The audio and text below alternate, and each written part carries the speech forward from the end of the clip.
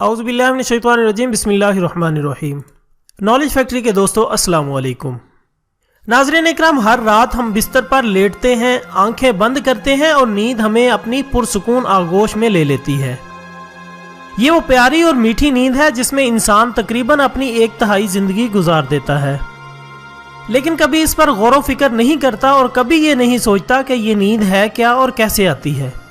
Knowledge factory کے دوستوں، دراصل شعور کو عملی طور پر معطل اور آنکھوں کو بند کر کے جسم اور ذہن کو آرام پہنچانے کے فطری عمل کو نیند کہتے ہیں۔ رات کو چند گھنٹوں کی نیند انسان کی فطری و بنیادی ضرورت ہے۔ دنیا کا کوئی بھی انسان اس ضرورت سے بے نیاز نہیں ہو سکتا۔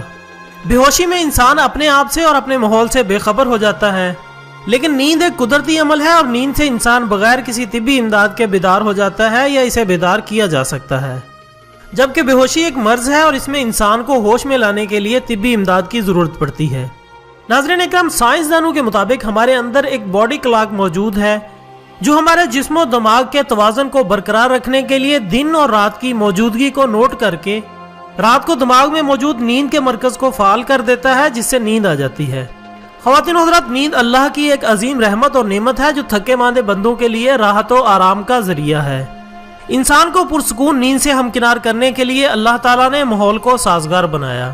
قرآن پاک کی سورت القصص میں اللہ تعالیٰ ارشاد فرماتا ہے، اور اس نے اپنی رحمت سے تمہارے لیے رات اور دن کو بنایا تاکہ تم اس رات میں آرام کرو اور دن میں اس کا فضل تلاش کر سکو تاکہ تم شکر گزار بنو۔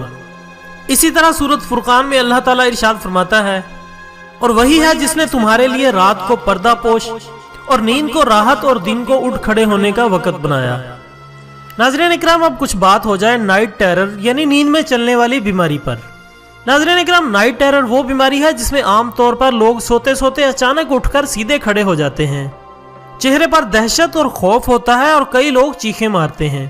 پسینہ آنا، تیز سانس، دل کی تیز دھڑکن بھی اس کے ساتھ عام ہے۔ کئی لوگ ہاتھ پاؤں مارنا شروع کر دیتے ہیں اور قابو نہیں آتے۔ لگتا ہے ایسے ہے جیسے جاگے ہوئے ہیں، لیکن اصل میں پوری طرح ہوش میں نہیں ہوتے۔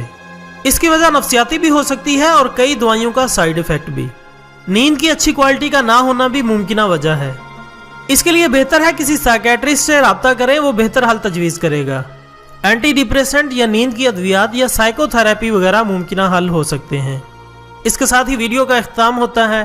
کومنٹس میں ہماری رہنمائی کرتے رہا کریں کہ ہم اگلی ویڈیو کس ٹاپک پر بنائیں۔ جس ٹاپک پر زیادہ کومنٹس ہوں گے ہم اسی ٹاپک کا انتخاب کریں گے۔ اجازت دیجیے گا، اپنا دوستوں، رشتہ داروں اور گرد و نواح کے تمام لوگوں کا بہت خیال رکھیے گا۔ اللہ حافظ۔